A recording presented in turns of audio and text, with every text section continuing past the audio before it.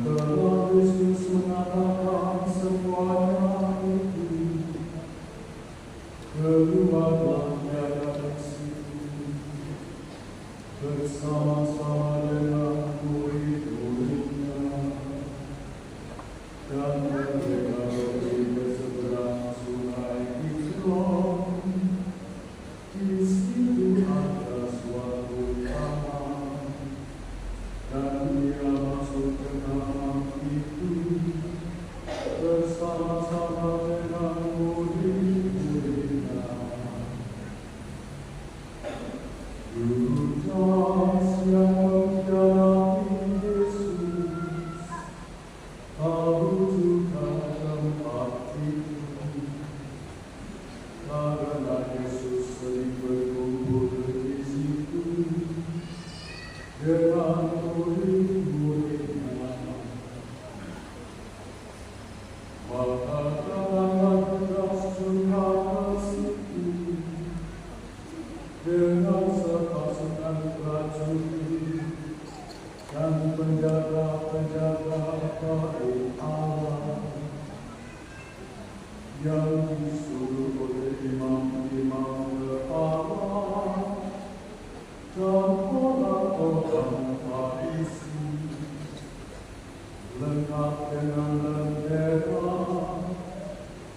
suruh dan senjata.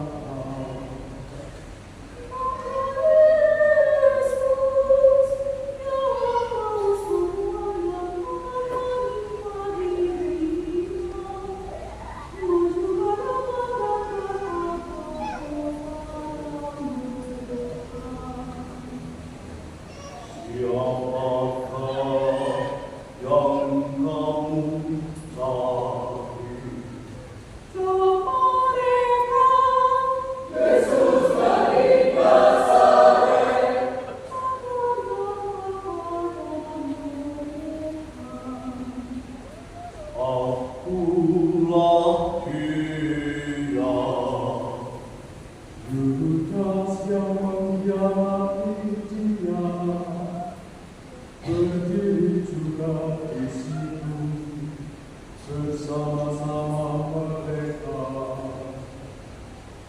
Ketika ia berkata kepada mereka, "Akulah dia," mundurlah mereka dan jatuh ke tanah.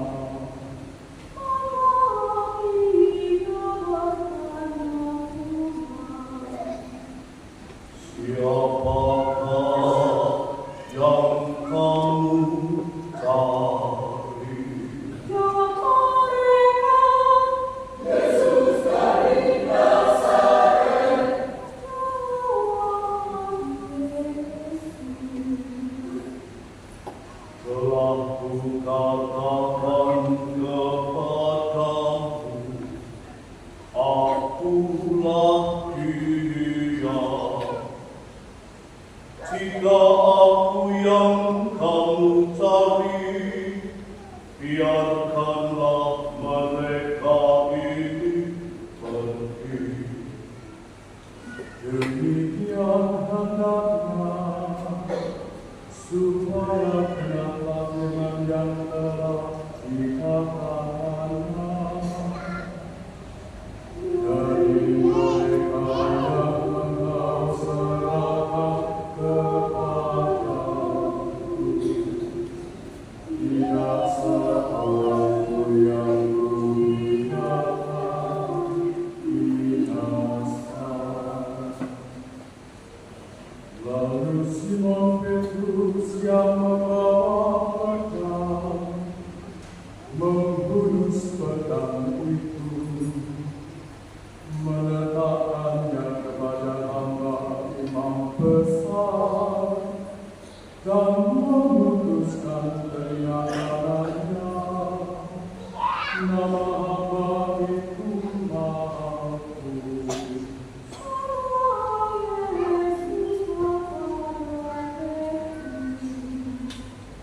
Sarungkan pedangmu itu, bukankah aku harus minum cawan?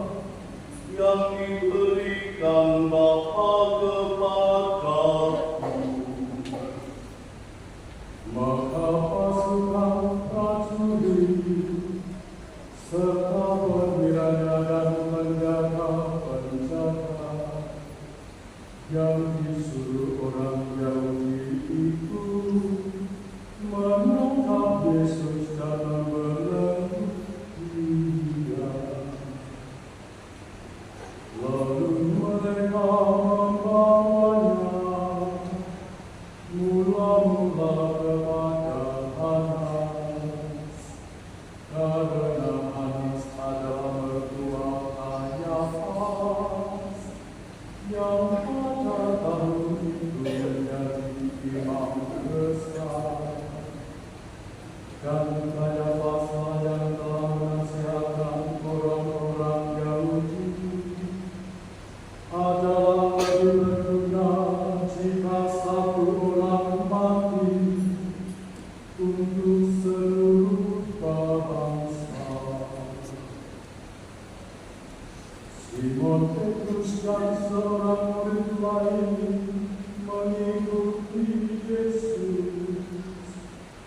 Murid itu mengenal imam besar, dan ia masuk bersama-sama dengan Yesus ke halaman istana imam besar.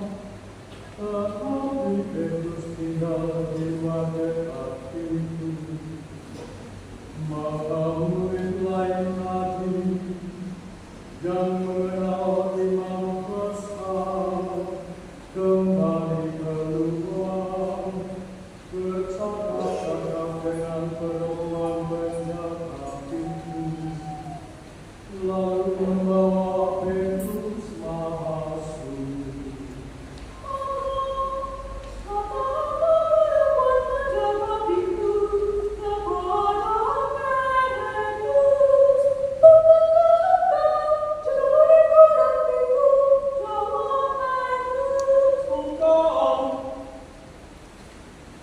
Sementara itu hamba-hamba dan penjaga-penjaga bagi Allah telah memasang sabunana sebab awali waktu itu,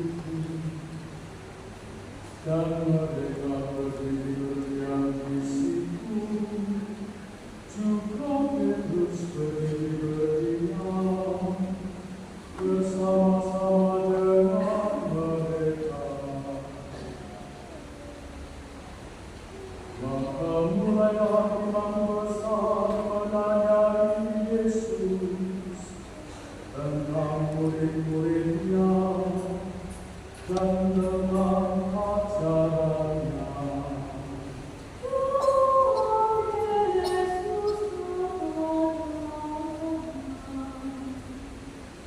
Aku berbicara terus terang kepada dunia. Aku selalu mengajar di rumah-rumah ibadah dan di bait Allah, tempat semua orang Yahudi berkumpul. Aku tidak pernah berbicara sembunyi-sembunyi. Mengapakah engkau menanyai aku? Tanyailah mereka yang telah mendengar apa yang kukatakan kepada mereka. Sungguh mereka tahu apa yang telah kukatakan.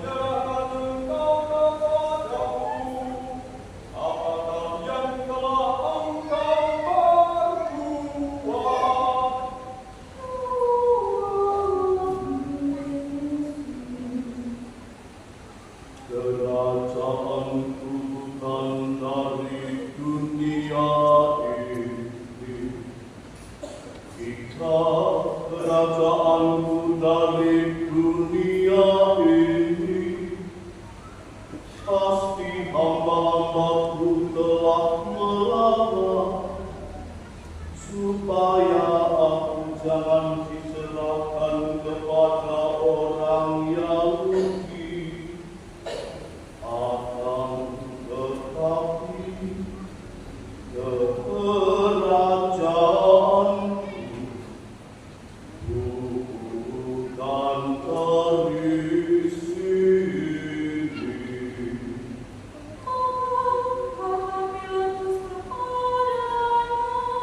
Jadi engkau adalah raja.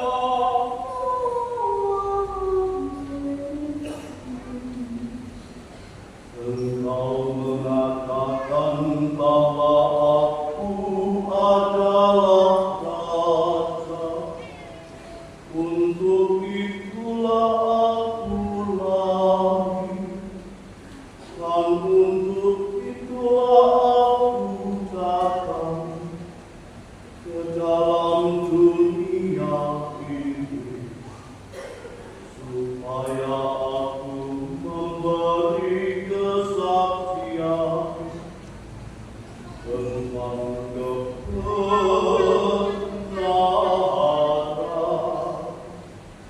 Setiap orang yang berasal dari kebenaran mendengarkan suaraku.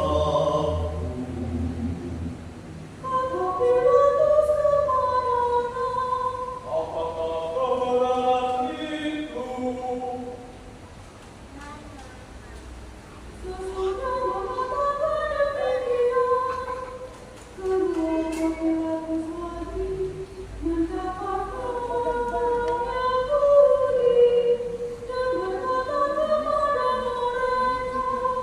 Aku tidak mendapati kesalahan apapun padanya, tetapi kamu punya kebiasaan bahwa pada hari Paskah aku membebaskan seorang bagimu. Maukah kamu supaya aku membebaskan raja orang Yahudi ini bagimu?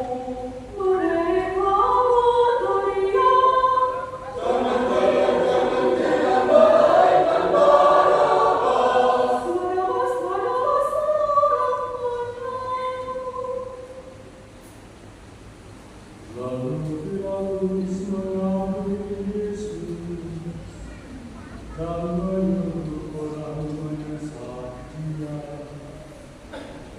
Prajurit-prajurit menanyam sebuah mahkota tinggi dan menaruhnya di atas kepalanya.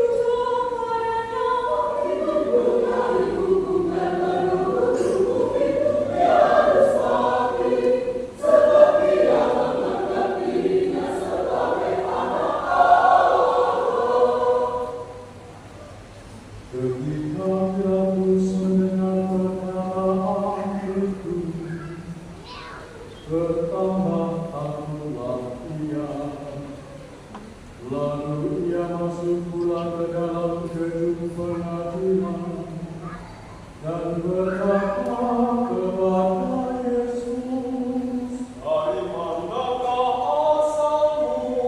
tetapi Yesus tidak memberi jawab kepadanya.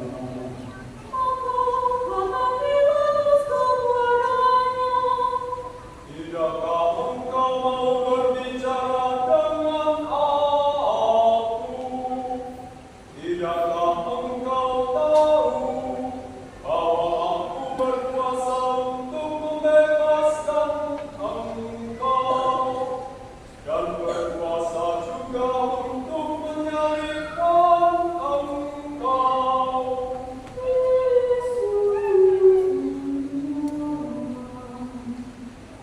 Engkau tidak mempunyai kuasa apapun terhadap aku.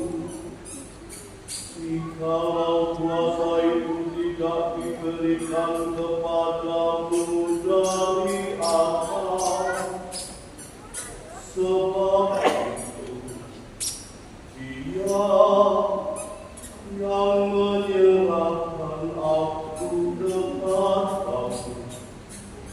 Lebih besar dosanya. Sejak itu Pilatus berusaha untuk membebaskan dia.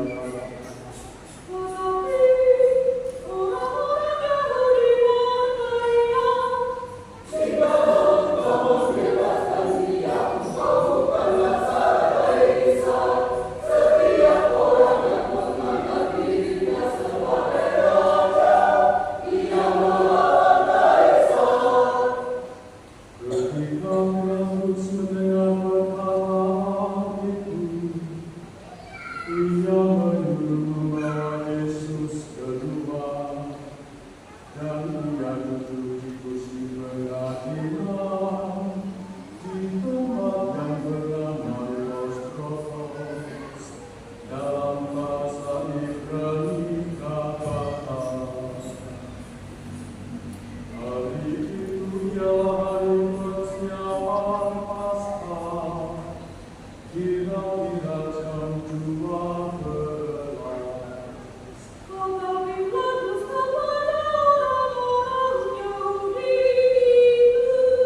Inilah rajamu.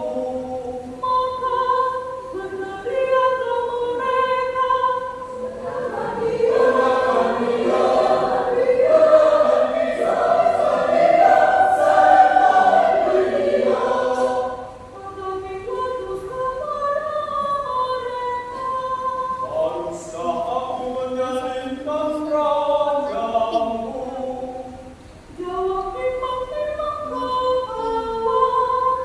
Kami tidak mempunyai raja selain Kaisar. Akhirnya Pilatus menyerahkan Yesus kepada mereka untuk disalibkan. Mereka menerima Yesus sambil memikul salibnya. Ia pergi keluar ke tempat yang bernama tempat tengkorak, dalam bahasa Ibrani Golgota.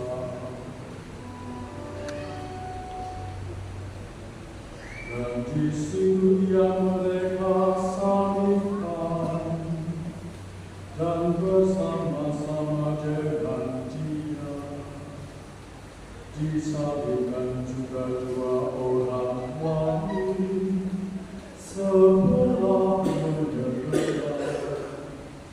Yesus di tengah-tengah mereka.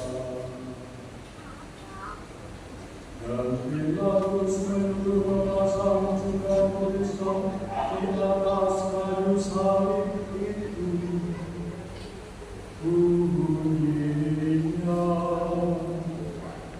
Yesus orang Nazaret.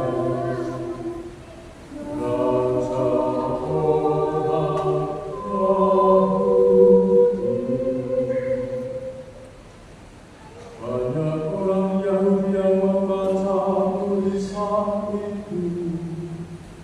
Sebab tempat di mana Yesus disalibkan letaknya dekat kota, dan kata-kata itu tertulis dalam bahasa Ibrani, Latin, dan Yunani.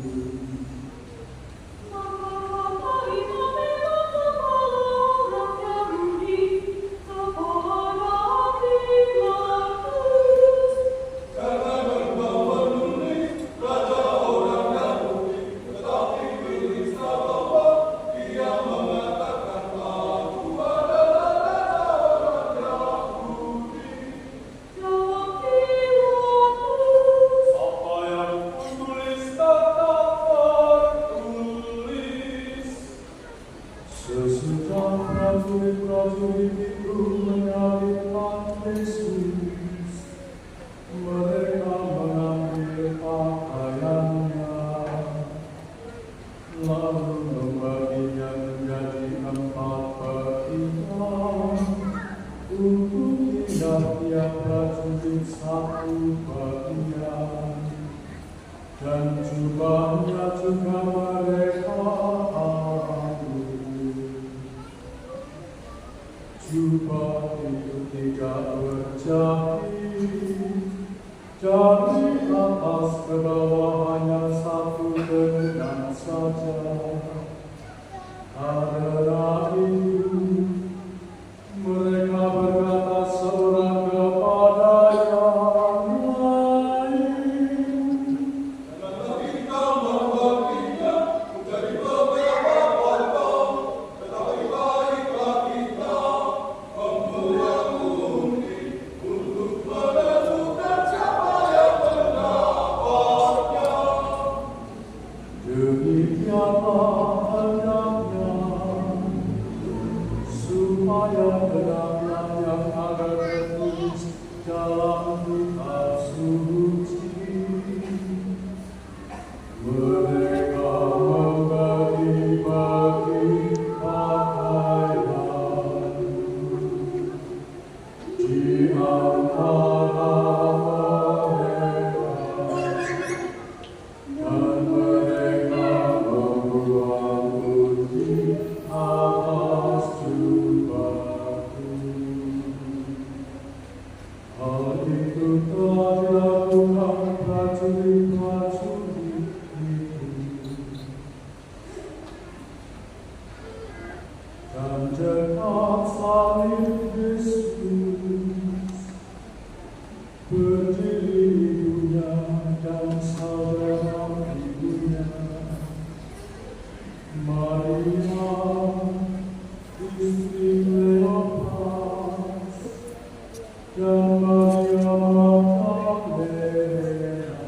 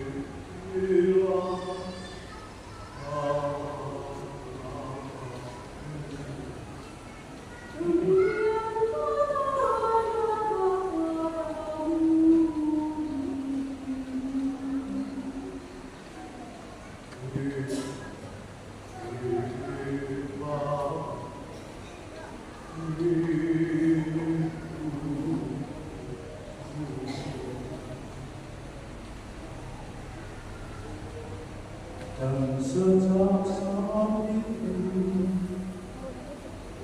murid itu menerima dia di dalam umatnya.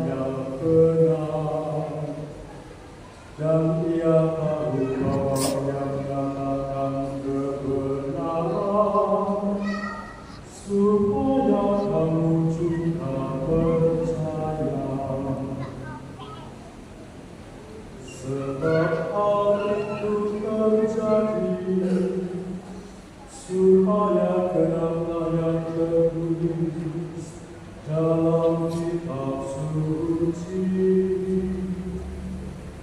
Tidak ada gunanya yang akan dimaafkan.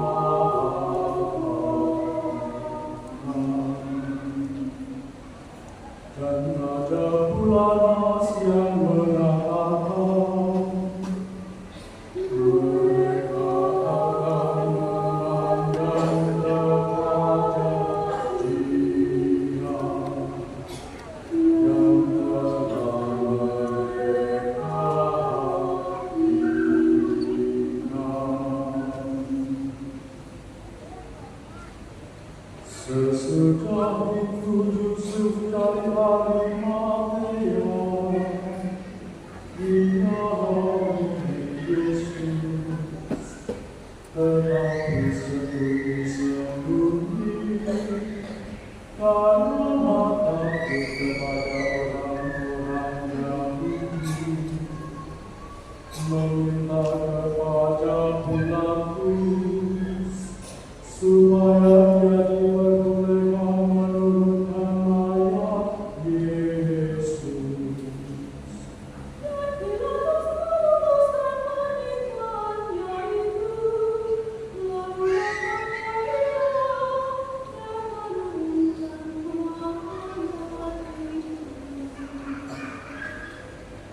Jika Nikodemus datang ke situ, dialah yang mula-mula datang waktu malam kepada Yesus. Ia membawa campuran minyakmu dengan minyak harum. Kira-kira 50 hari berada.